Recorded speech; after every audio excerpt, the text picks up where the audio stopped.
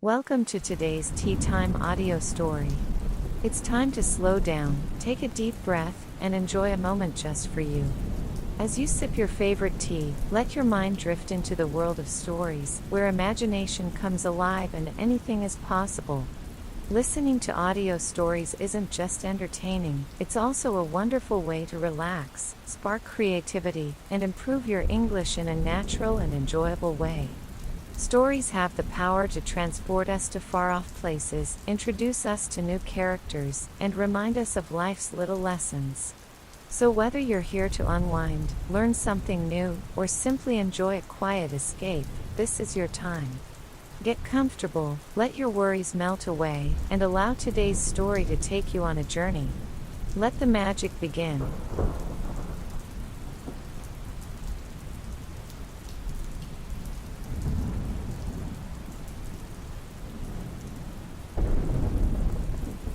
Paris had a way of bringing people together in the most unexpected ways. The city was a tapestry of stories woven together through chance meetings, stolen glances, and quiet moments that spoke louder than words. For Elise and Adrian, it seemed fate had decided to keep crossing their paths, nudging them towards something neither of them had quite anticipated. The routine had become familiar now. Each morning, like clockwork, Adrian would step into Le Petit Délice, his presence an unspoken expectation. The once brusque executive now lingered a little longer, savored his coffee a little more, and found himself engaging in conversations that had nothing to do with profit margins or quarterly reports. But familiarity often brought its own kind of chaos. It was a particularly busy morning in the bakery. The scent of vanilla and fresh bread filled the air, and the warmth from the ovens wrapped around Elise like a comforting embrace.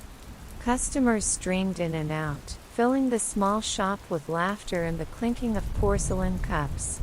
Elise moved swiftly behind the counter, greeting regulars and preparing orders with practiced ease. Then, just as she turned with a tray of steaming croissants in her hands, she collided with something, or rather, someone. A sharp gasp escaped her lips as the tray tipped, and before she could react, a cup of coffee, freshly poured, tumbled from the counter and splashed onto the pristine suit of none other than Adrian Laurent. Silence. Time seemed to stretch as they both stared at the growing stain on his expensive white shirt. Elise's eyes widened in horror, her heart lurching in her chest. "Oh no," she breathed. "Oh no, no, no."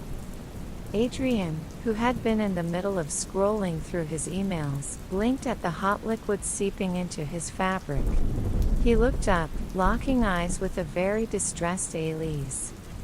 I am so sorry," she rushed out, placing the tray down hurriedly and grabbing a clean cloth.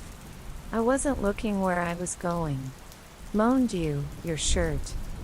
Adrian held up a hand, cutting her off.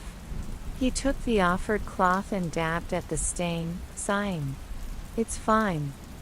"No, it's not fine," Elise protested, genuinely mortified. "Your suit, it must be expensive." He let out a small chuckle. "That's an understatement." She groaned. "Now I feel even worse." Adrian, to his own surprise, wasn't as irritated as he should have been. Perhaps weeks ago, he would have been livid. But something about the look on Elise's face, the way her brows knitted together in genuine concern, made him feel oddly amused instead of annoyed. "It's just a shirt," he said, shaking his head. "I have more." She huffed, clearly unconvinced. "Still, let me at least pay for the dry cleaning." He smirked, leaning slightly against the counter. "Are you in the habit of spilling coffee on your customers?" She shot him a glare. "Only the ones who distract me." His brows lifted. "So, I distract you?" Realizing what she had just admitted, Elise felt a rush of heat flood her cheeks. She crossed her arms. "That's not what I meant." Of course, he said smoothly, amusement dancing in his eyes. She rolled her eyes but couldn't help the small smile tugging at her lips. Let me at least get you another coffee. On the house. Adrian pretended to consider. Fine. But only if you sit and have one with me. She blinked, caught off guard by the request. What? You're always rushing around, he pointed out. Surely you take breaks? I do, she said hesitantly, glancing at the customers in the bakery. Then take one now, he suggested. Sit with me. Consider it part of my compensation for the coffee incident. Elise hesitated. She wasn't sure what surprised her more, the fact that he had just asked her to sit with him, or the fact that she actually wanted to. Finally, with a sigh of surrender, she nodded. Fine. But if someone else spills coffee on you while I'm sitting down, it's not my fault. Adrian chuckled, following her to a small corner table by the window. Deal. As they sat across from each other, Elise found herself studying him in a way she hadn't before. There was still an air of authority about him, a presence that commanded attention. But there was also something else, a quiet exhaustion, a hint of something heavier beneath the surface. You're always working, she observed. Even when you're here. Adrian sighed, leaning back in his chair. Occupational hazard. She tilted her head. Do you ever stop? Not really. She frowned. That sounds exhausting. It is. Her expression softened. Then why do it? He looked at her for a moment, as if debating whether to give her the real answer or the polished one he usually offered. Then, finally, he exhaled. Because it's what I'm good at. And because stopping isn't an option. Elise studied him, sensing the weight of his words. Everyone needs to stop sometimes. He let out a small, humorless laugh. And do what? Make pastries? She smirked. You'd be surprised how therapeutic it is. He arched a brow. Are you offering baking lessons now? She shrugged. If it means getting you to slow down for once, maybe. He chuckled, shaking his head. I don't think I'd be very good at it. She grinned. That just means you'd have a very patient teacher. For a moment, there was a pause, one of those rare silences that felt comfortable rather than awkward.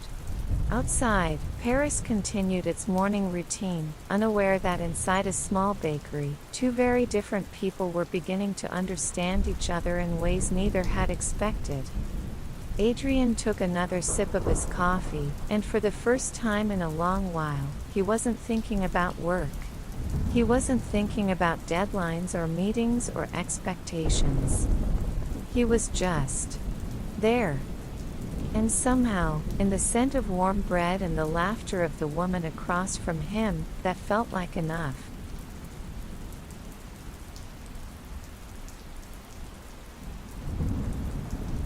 Thank you for joining today's Tea Time story.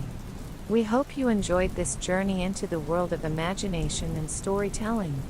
Whether it made you smile, sparked a new thought, or simply gave you a moment to relax, we're grateful to have shared this time with you. Thank you for listening and being part of our story time. Keep dreaming, keep imagining, and we'll see you again for another magical tale soon. Until next time, take care and happy listening.